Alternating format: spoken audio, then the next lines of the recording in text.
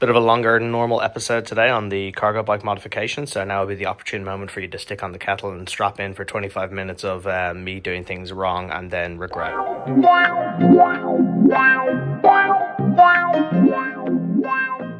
It was a big enough ask just trying to throw the orange Patriot in the work stand, but I think the cargo bike is a bridge too far. Fortunately, it comes with its own built-in work stand of sorts, but I think it's going to be a roll-in, roll-out job.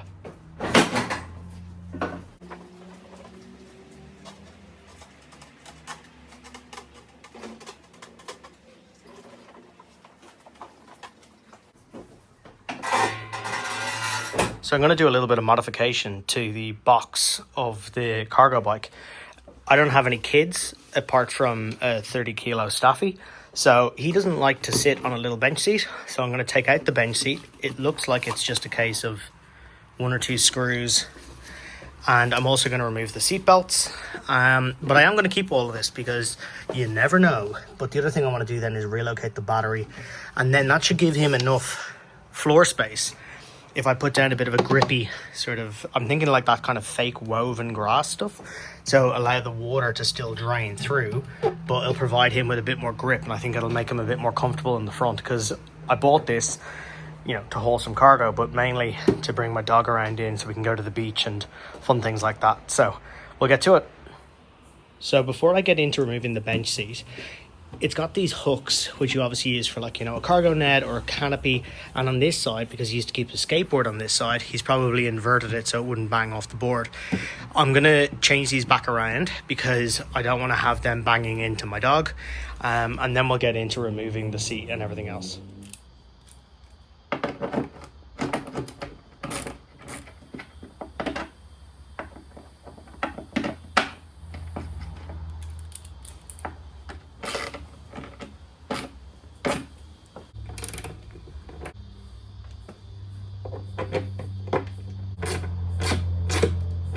Done.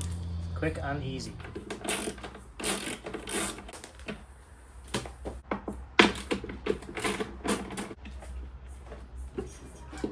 I'm actually having to record in between birds squawking outside. They're that noisy. But I've just discovered that the seat and the seat back is actually one piece, which is quite handy. So when I remove the bench, this should just flop back down, and I can keep this in place, and it'll act as a little bit of padding for himself. Bit of protection, and also probably a little bit of sound deadening as well, I think. So that's pretty good.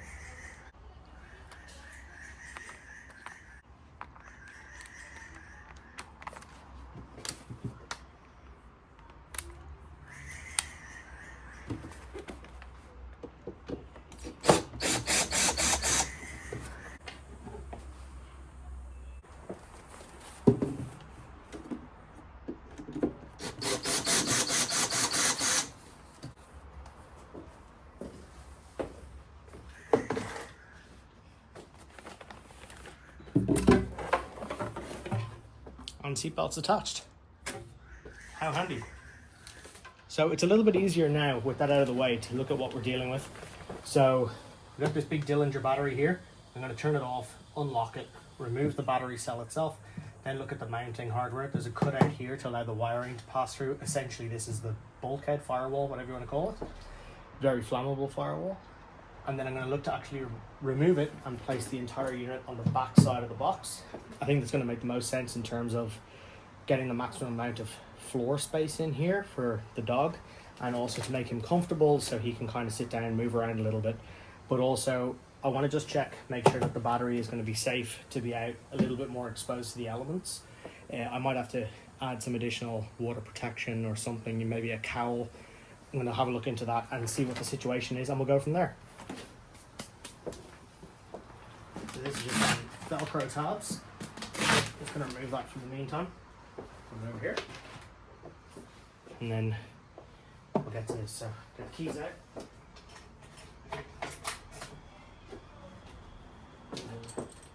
This should turn that off.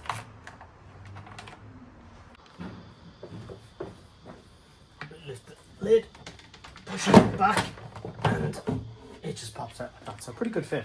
That is a substantial battery. 36 volt, 13 amp hour. I've got a spare one of these as well, which is super handy. It's about 40-kilometer range, I'm told. Okay, so now that we have the actual battery cell itself out, we can see much more clearly the battery mount itself, all of the different mounting points that it has, how many there are, and where it'll most likely comfortably fit on the outside. So obviously it slots in this way and it plugs in there. What I'm thinking is to mount it vertically out here, so probably pretty close to the head tube, for want of a better word. Pop it in there, and then that'll give me ready access to it, because it does have a key fitting, so I have to make sure obviously the key is still accessible. And then I'm going to put like, you know, a bottle cage on this side, or some sort of kind of, you know, cargo cage, things that you want to have close to hand. I want to obviously put like a long kind of snack pouch. This is just an interim measure, and just have it set up so everything is close at hand, because one thing that's quite tricky on a cargo bike is the weight distribution means that if you need to kind of reach or do anything, you know, on a regular bike, it would all be on the bars. But now you've got all this additional space where things can be kept. You don't want to be leaning around and throwing it off balance. Okay, so taking a closer look at the battery itself, you can tell it needs to slot down in that manner, but the key is on the left side. You've also have the power button, but on the right side, you have the charging port. So all those things need to be considered when mounting it. So I think you have to mount it a little bit further off to the side to allow access to that key, but also access to the charging port. So you couldn't run it tight to the head tube on either side, which is absolutely fine, but it is a worthy consideration. The other thing is batteries are heavy, you know, so when they're sitting on something like on a, you know, a flat tube, it's obviously a hell of a lot easier than when they're hanging kind of in a more vertical orientation. So I'm going to bear that in mind as well, and just make sure that whatever we do, it's going to be super secure, because the last thing you need is a battery hopping off, or worse, ripping the entire mounting hardware off with it.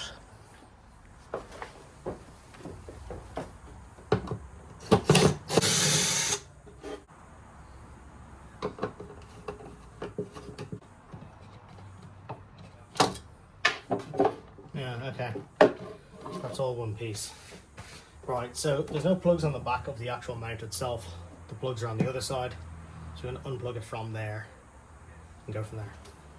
So from what I can see back here on the business end of the firewall, you've obviously got loads of these connectors, but there's a lot of cables in here, and I realized that a lot of the cables are actually the same cable but double back on themselves.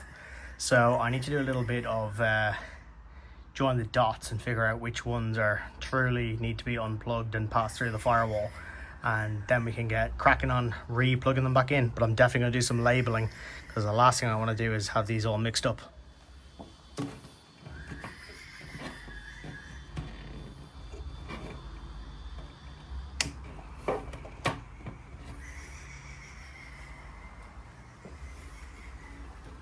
I want to salvage these as best I can so we can reuse them, and obviously not cut any cables in the process.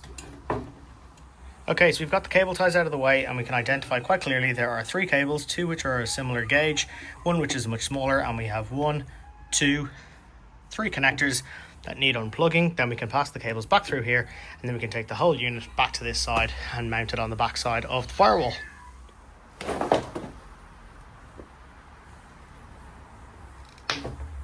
Two, 3.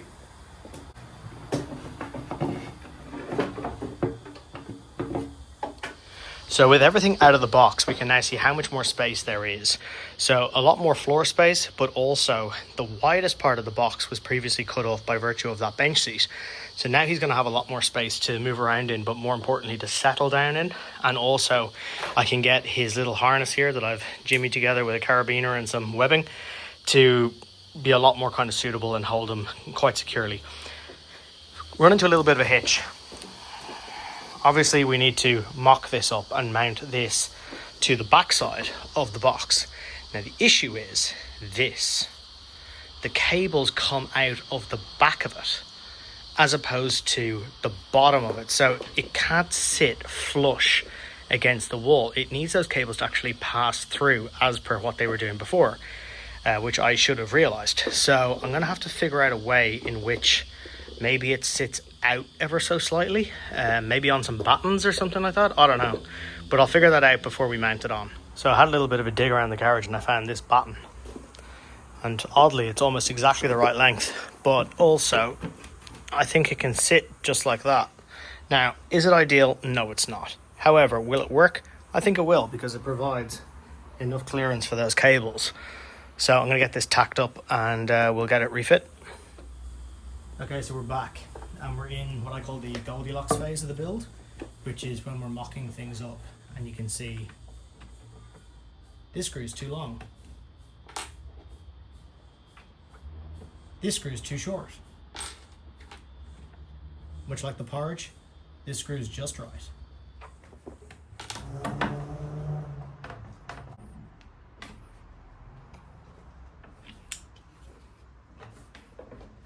Solid. Okay, so it's all mounted up there. It's on really solid.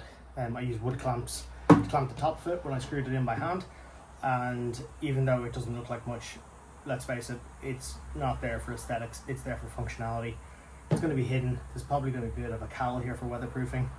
I've just mocked up the fitment, and I'm just going to put a small pilot hole in for the top.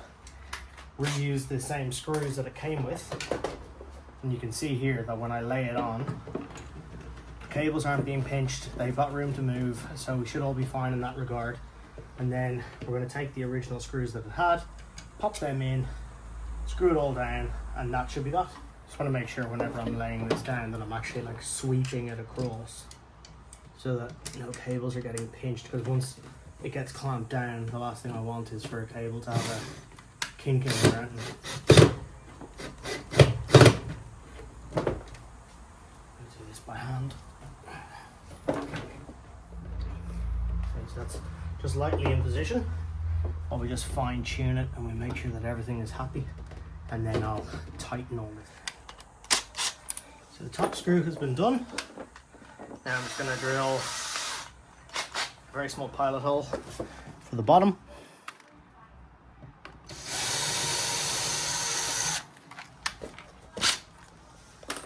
We'll get it all mounted up. Again, using the very screw it came with. Waste not, what not. And line it up with that pilot hole.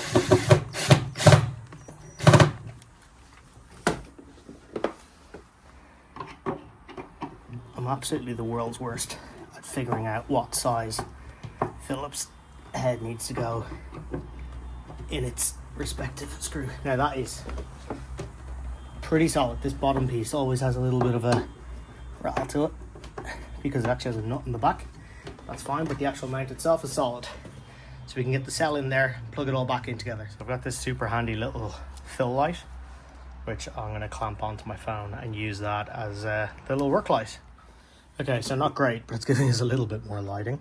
So we should be able to get this all plugged back together, get everything lined up. That's one.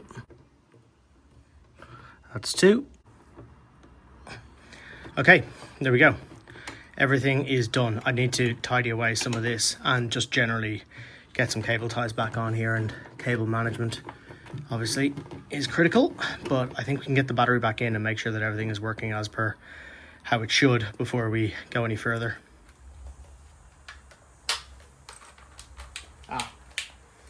Okay, now it's the moment of truth.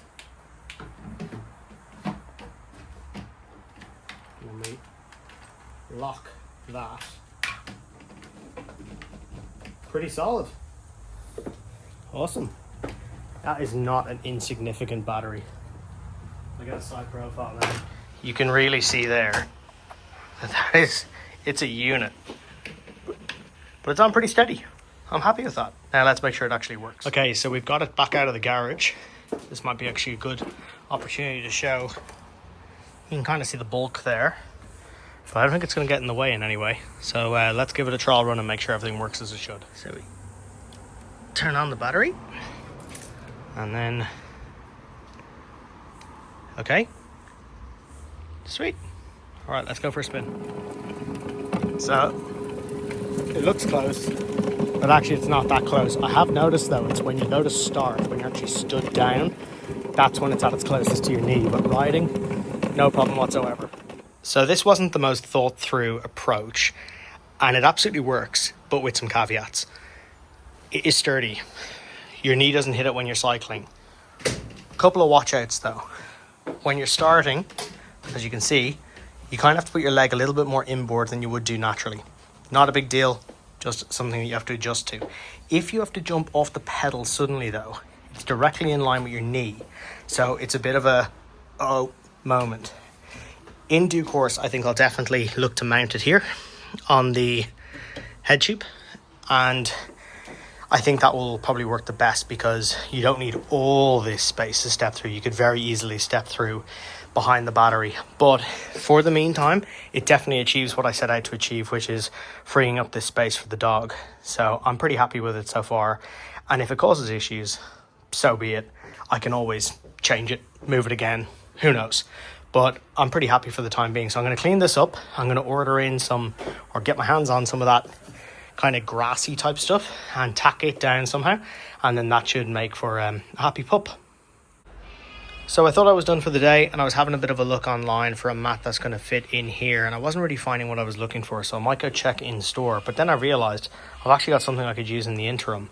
So this is an old boot liner from my old car, and it's doing nothing but just getting in the way. Now it's not ideal, but I'm going to cut this up to shape, and I reckon that will do a job in terms of providing a little bit of traction for the little guy in the meantime. So I'm going to measure it up and template it out and then get cutting.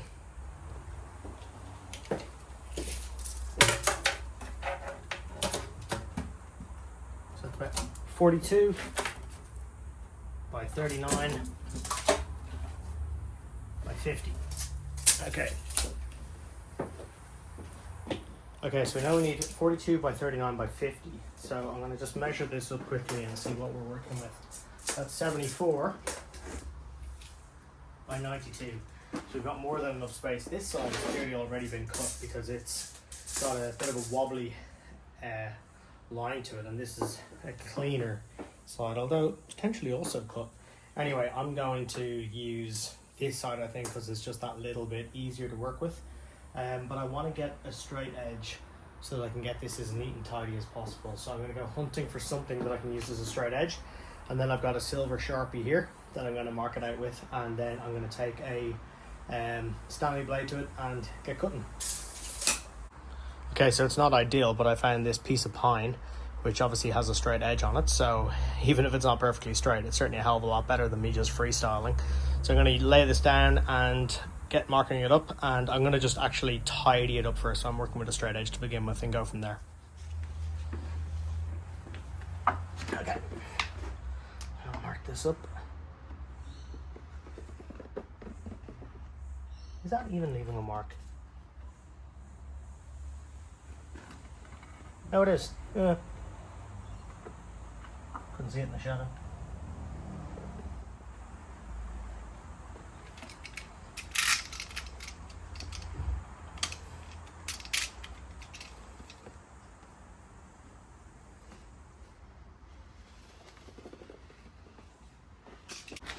Okay, so we've got a pretty straight edge on this side, so I'm pretty happy with that. Now I'm just going to measure up the exact angles that we need and cut accordingly. So I need 42, 39, 50. So I'm going to measure it up on this and mark it so I have the exact. Okay, so we have all our measurements and we have them on both sides. So now we should be able to template this out relatively easily. So firstly, I'm going to set it inboard. So we're going to need 52 at the widest point. So it's 39 across by 42 long by 52 across at the back side. So flip that around. Mark out our 42. Run it inboard. Square it.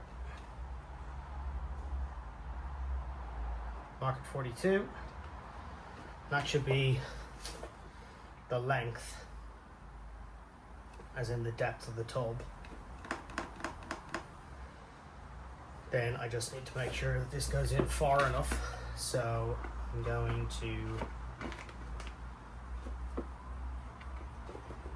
So this would be the 52 line, but of course there's going to be a little bit of tapering here, so square this off.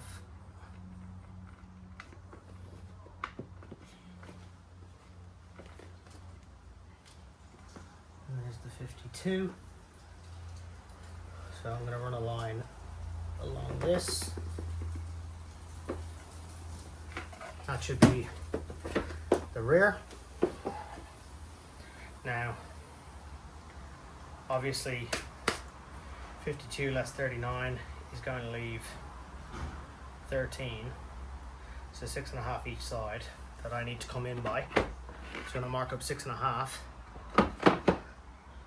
to bring this in so that we know exactly where the angle is going to be, and that should be that. Okay, so we've measured out and drawn a straight edge along 52 centimeters across the width, which is going to be the rear internal width of the tub. We know the front internal width is 39 centimeters, so that leaves 13 centimeters of difference. So we need to tack it in 6.5 centimeters on either side, measure that out with the straight edge. That should then give us what the exact angle should be, and then we can make those cuts. Okay, so we have it all cut up. I've not test fit this, so we're going to experience this moment of truth together.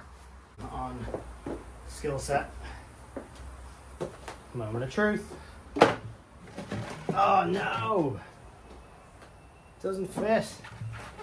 It doesn't fit well anyway. How the hell did I get that so wrong? So obviously that hasn't fit, and I know exactly why, because I mixed up some of the measurements. So this is it laid down over the remaining piece, and fortunately I think it's enough to make another piece out of this mat. So that's what I'm going to do now.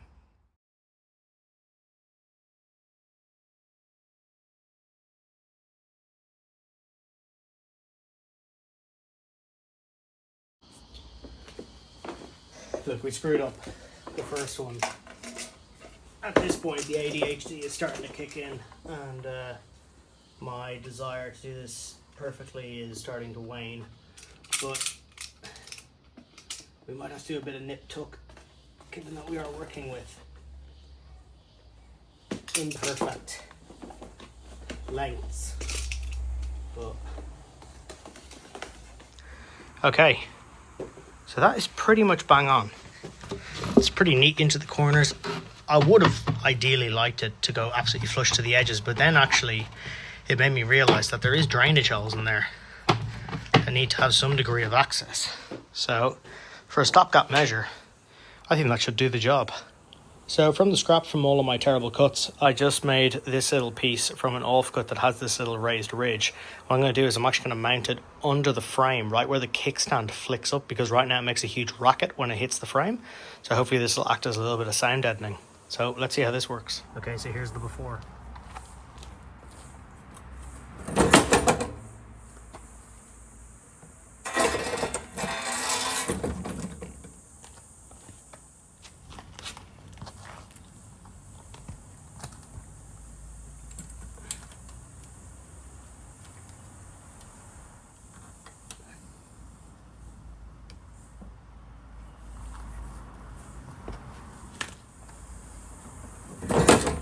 Hey, nice.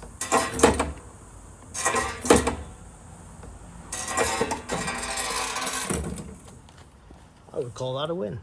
So a couple of days have passed since I made the modification to the tub, and I can confirm that it's been a roaring success. So he sits quietly in the tub now. He has space to move around as much as is afforded to him by the length on this little harness I made him. I'm going to insert some footage now of him sitting quietly for the sake of my ego.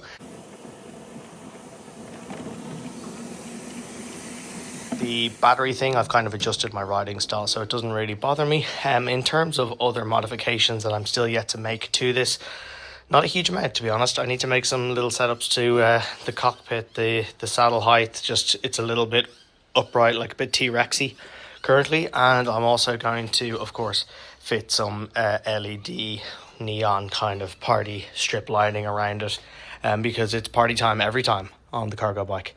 And I'll see you next time.